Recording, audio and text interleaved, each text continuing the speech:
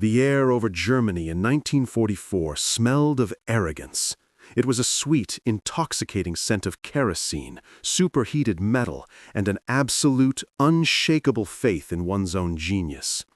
At secret Luftwaffe airfields, engineers in white coats and aces with iron crosses around their necks gathered around their miracle, their final sentence for the enemy, the Messerschmitt Me-262. It didn't look like an airplane. It looked like a predatory fish from the depths of the future. No propeller, none of that ugly, noisy fan that seemed poised to throw aviation back to the age of biplanes. Its cigar-shaped fuselage, its swift, swallow-like wings, and the two turbojet engines beneath them, it all screamed, "I am the future, and you are the past." When a pilot, a veteran of hundreds of battles, first sat in its cockpit, he felt more than just power. He felt a divine superiority. He pressed the starter button, and instead of the familiar roar of a piston engine, a rising, soul-chilling whine began. The first time you heard that sound, it would send shivers down your spine. A whine that, in a couple of minutes, turned into a deafening roar. It was a sound the sky had never heard before. Takeoff. The plane didn't lift off the ground, it launched into the sky. The Earth simply vanished below. A speed of 870 kilometers per hour, or 540 miles per hour. Remember this number. It changes everything. That was 200, sometimes 250 kilometers faster than any Allied propeller fighter. American Thunderbolts and Lightnings just froze in the sky, turning into stationary targets. Me-262 pilots would tear through formations of B-17 flying fortresses, pressing the trigger for just a second. And that second was enough. 4 30mm Mk-108 cannons spat out shells the size of a beer bottle. One hit, and a bomber's wing would rip off like paper. A crew of 10 men would simply disappear in a fireball. It was the most terrifying thing you could see in the sky. They never even had time to realize what killed them. And so, on one of those days, intelligence reached the headquarters of a Luftwaffe fighter wing.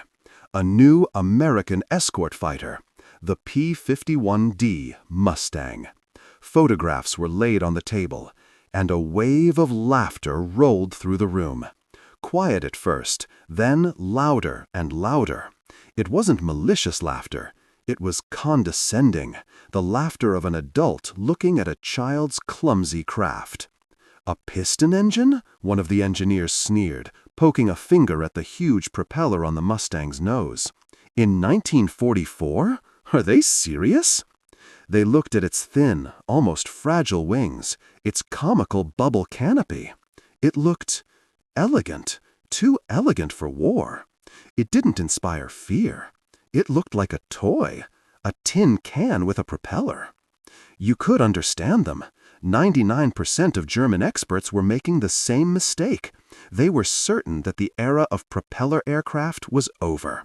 They knew about the Mustang. Its early versions, with the American Allison engine, were a disaster. The plane flew beautifully at low altitudes, but as soon as it tried to climb above 4,000 meters, where the bombers flew, it would die. The engine would choke, lose power, and the machine would become easy prey for any Messerschmitt or Focke-Wulf. American pilots hated it. They called it the perfect airplane for a parade, but not for a fight.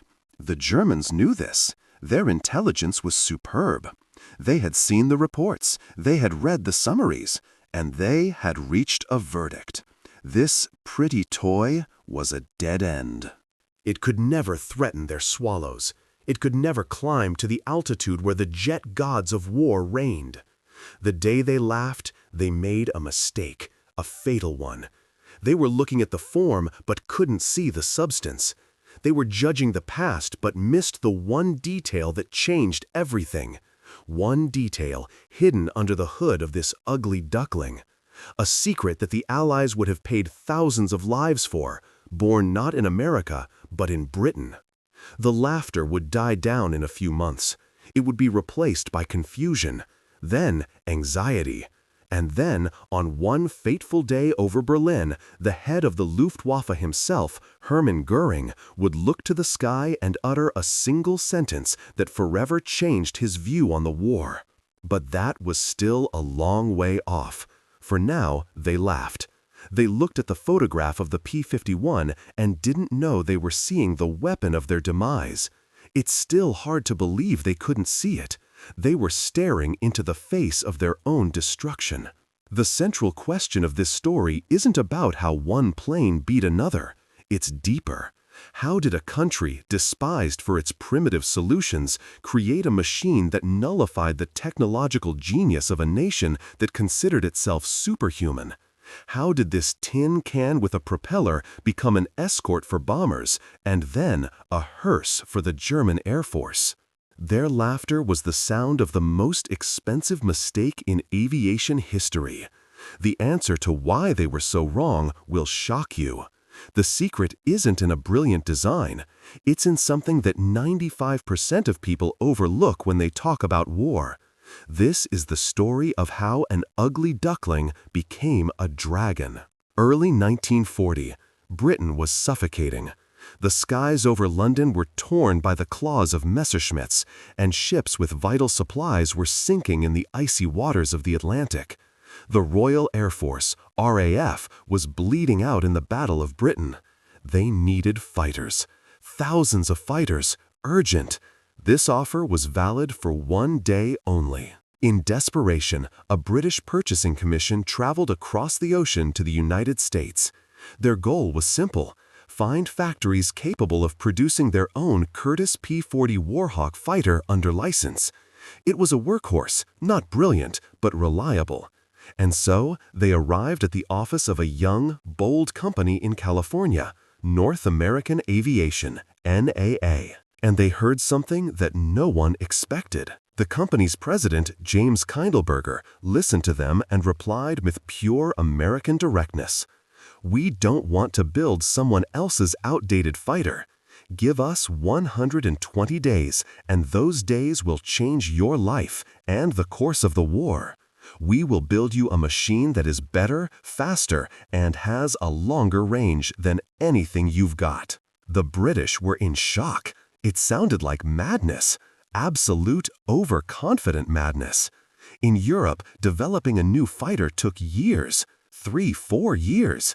And these American upstarts were promising to do it all from scratch in 4 months? It had to be a bluff. A bold, shameless, impossible bluff. But Britain had no choice. They agreed. It was one of the riskiest contracts in aviation history, and it gave birth to a monster. The clock was ticking. A team of engineers, led by Edgar Schmude, a German by birth who had once worked for Willy Messerschmitt, locked themselves in the design office. What happened behind those closed doors was a true miracle. They slept on their drafting tables, fueled by coffee and sandwiches. They worked 20-hour days. This wasn't a job. It was a fanatical, obsessive sprint against time. And they achieved the impossible.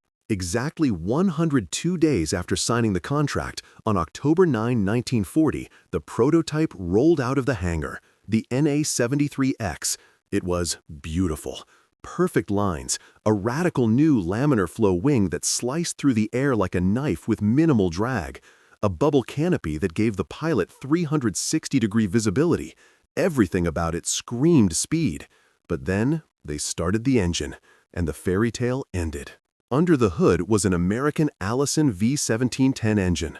On paper, it was powerful, with 1,150 horsepower, but it had one fatal, congenital flaw.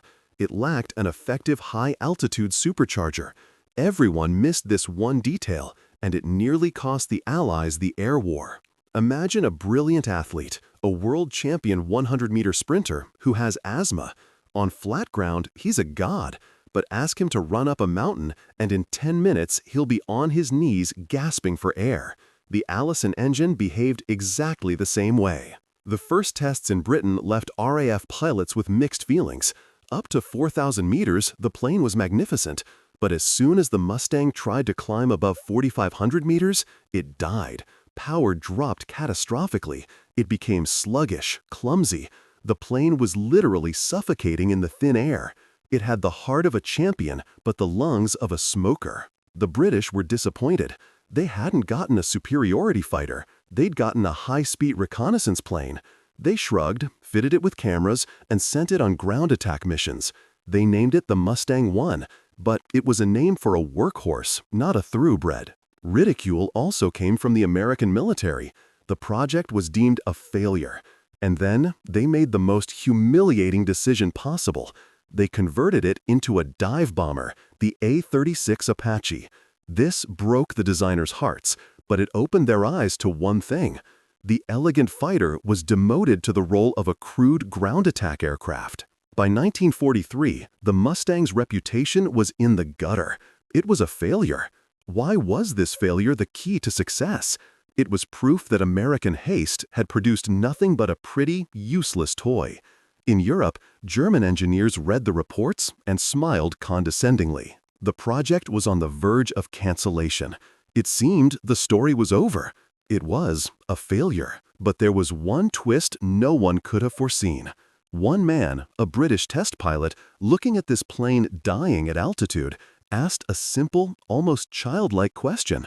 A question that took 10 seconds to ask but determined the outcome of the air war. He looked at the perfect airframe and the helpless engine and asked, "What if?" The question that British test pilot Ronnie Harker asked was brilliant in its simplicity. It was so obvious that, it seems, no one had dared to say it out loud. Looking at the beautiful Mustang airframe, he asked, "What if we put the heart of a dragon into this perfect airframe?" The heart of a dragon already existed. It beat in the chest of Britain's best fighter, the Spitfire. It was the Rolls-Royce Merlin engine, a legend. But it had one secret ingredient to success: a two-stage, two-speed supercharger. It allowed the engine to breathe where others suffocated. The idea was insane, to take a British engine and an American plane and merge them. But desperation is the mother of invention. A team of Rolls-Royce engineers received one Mustang for the experiment. A few months later, in October 1942, the Mustang X was ready for its first flight. What happened next exceeded all wildest expectations. The test pilot, airborne, couldn't believe his instruments. He thought they were broken. Where the old Mustang began to die, this one was just coming to life. Its speed at 7,000 meters jumped by nearly 100 kilometers an hour. The plane became a bullet, and its ceiling soared to 12,000 meters. Prepare to be shocked. This was higher than any German fighter. The ugly duckling everyone despised had turned into an avenging angel. One engine swap produced 1,000 results. And right then, a giant switch was flipped. The mechanism that the Germans couldn't see, couldn't understand, and which ultimately destroyed them, kicked into gear. America's industrial rhythm. For Germany, an airplane was a work of art. It took them 15,000 to 20,000 man-hours to build one. For America, an airplane was a product, like a toaster. When news of the success reached Washington, the decision was instantaneous. Put it into production. We need 10,000 of them by last Christmas. And the assembly line roared to life. It was a monster, a factory that never slept. Now pay close attention. This only happens once in history. A woman who was baking apple pies 3 years ago was now, with a rivet gun in hand, stitching together the wings of the future killer of Luftwaffe aces. The industrial Armageddon had begun. The North American aviation plant reduced the assembly time for a single P-51D from 8,000 to 4,000 man-hours, 4 times more efficient than the Germans. This one rule replaced 100 pieces of advice on efficiency. But that was just the beginning. In 1944, Germany's entire aviation industry produced about 40,000 aircraft. Impressive. That same year, America alone produced 96,318 aircraft. This number will make you rethink everything you thought you knew about the war. 96,000. The Packard Company built 55,000 Merlin engines, more than Rolls-Royce itself made during the entire war. The price of a single P-51D dropped to $50,000. It cost pennies but worked like $1,000,000. But building the plane is only half the battle. Here is the hidden truth everyone ignores: logistics. The ocean became a bridge. Hundreds of ships carried thousands of Mustangs packed in crates and spare parts.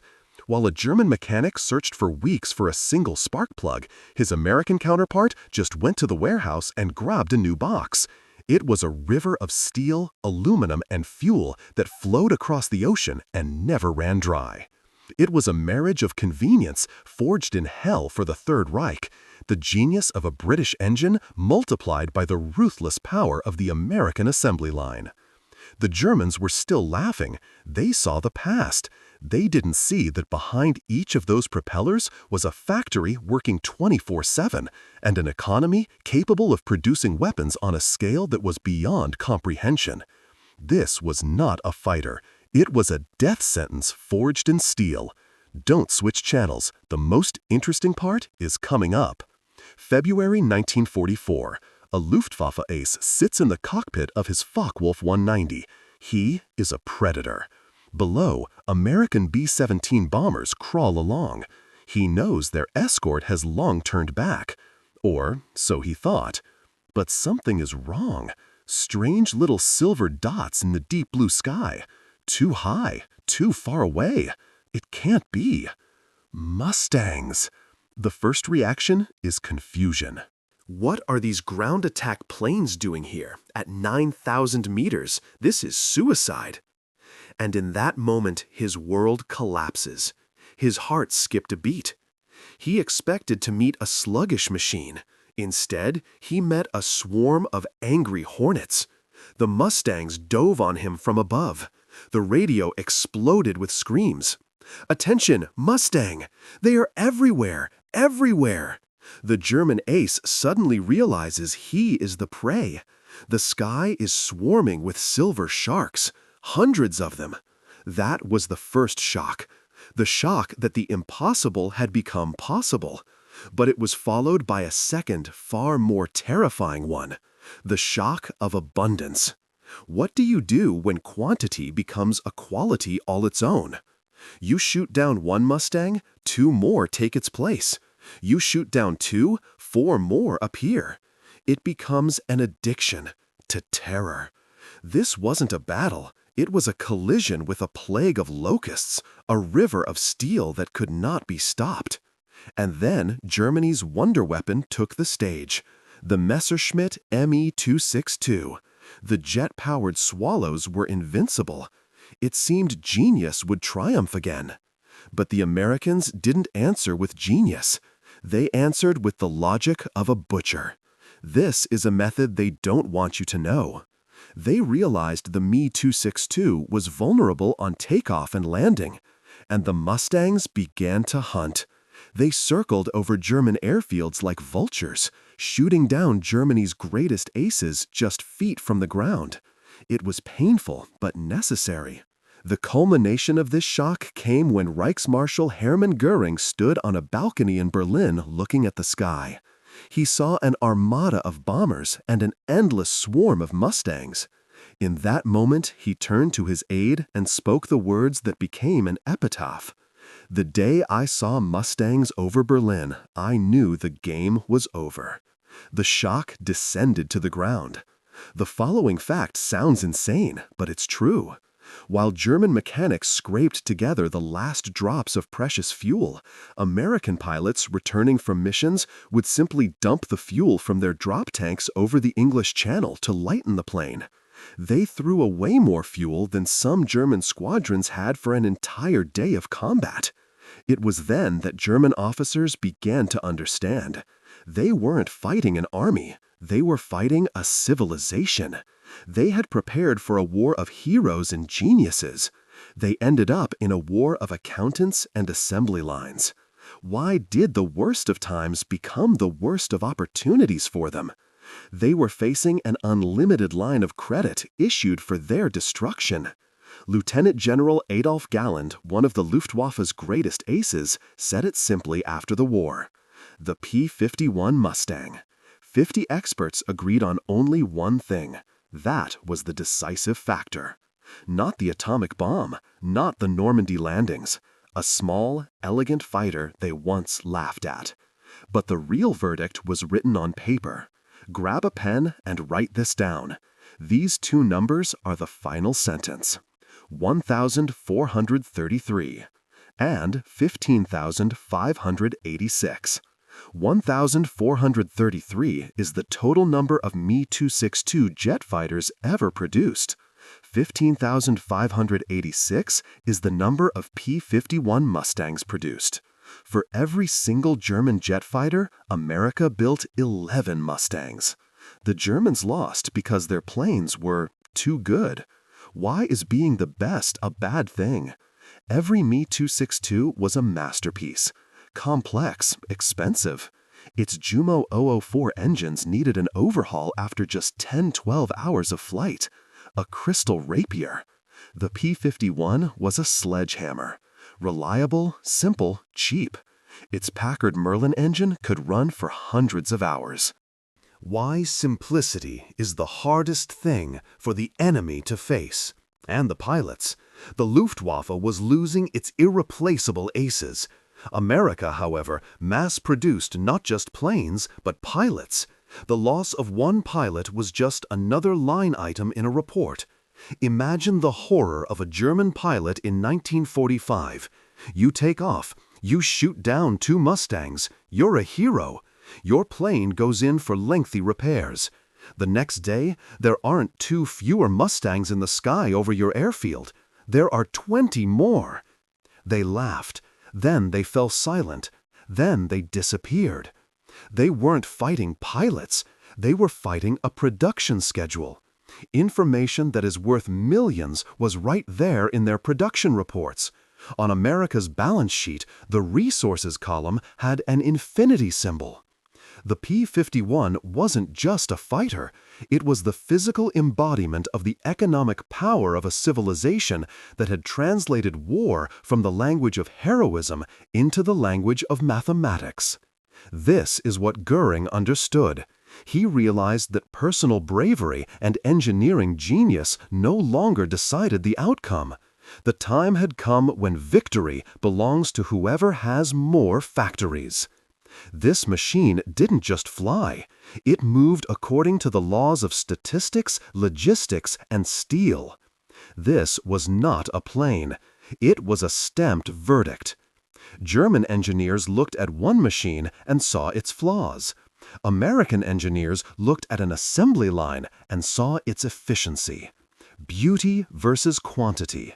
Genius versus the assembly line. The assembly line won. The truth, which will shock you, is simple. They looked at the airplane and laughed.